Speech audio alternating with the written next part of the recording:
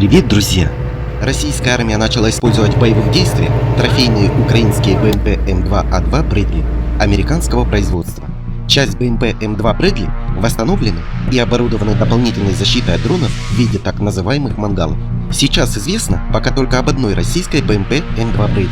Сколько их реально, пока данных нет. БМП М2 Брэдли российская армия использует преимущественно в транспортных целях, так как запчастей для них достаточно с трофейных украинских БМП Брэдли, а боезапас ограничен. Стоит отметить, БМП М2 Брэдли в ходе боевых действий на Украине показал хорошую живучесть, но только при использовании навесной защиты БРЭД. БРЭД утяжеляет боевую машину, но дает хорошую защиту. На видео вы можете увидеть попадание БМП М2 Брэдли двух российских, предположительно ПТУР, неизвестного типа. Несмотря на повреждения, боевую машину удалось вывести из-под огня. Насколько пострадал экипаж, неизвестно. Далее подробности по использованию БМП М2 Брэдли в российской армии.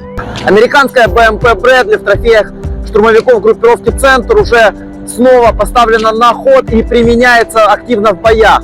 Эта машина отличается мощной броней и серьезной системой управления огнем. Над башней видны приборы и наблюдения, и прицелы. А сбоку можно заметить бронестекла. Это один из комплектов модернизации машин времен Ирака для ведения городских боев, который позволяет командиру машины, высунувшись из башни, улучшить свой обзор или пользоваться дополнительным пулеметом. А эта машина у нас появилась после штурма населенного пункта Сокол. После этого, скажем, она у нас подорвалась на мине. Мы ее после этого отреставрировали, поставили на ход и теперь пользуемся ее в своих интересах. Под уже нашей маскировочной сетью можно заметить мощные блоки динамической защиты.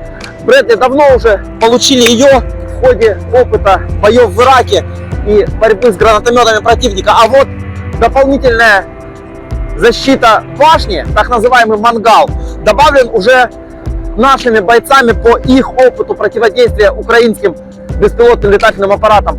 Можно отсюда хорошо видеть конструкцию этого устройства. Броня здесь действительно хорошая, но свое предпочтение в плане боевой части я отдам все-таки БТРу. Наша 30-ка тебе нравится больше, чем Бушмастер? Намного. 2.72 намного лучше Бушмастера. Основные особенности БМП Брэдли, которые непривычны для пользователей старой советской техники, это, конечно же, размер десантного отделения и мощная броня. В отделении десанта не только место, в котором могут достаточно свободно и по высоте, и по размеру между рядами помещаться достаточно большие солдаты с полным комплектом современной бронезащиты и оружия. Есть и ремни безопасности для сохранения десанта при подрыве на мину. И одна из важнейших сегодня в штурмовых действиях особенностей Брэдли — это массивная аппарель, которая обеспечивает быструю высадку десанта даже одновременно в два ряда.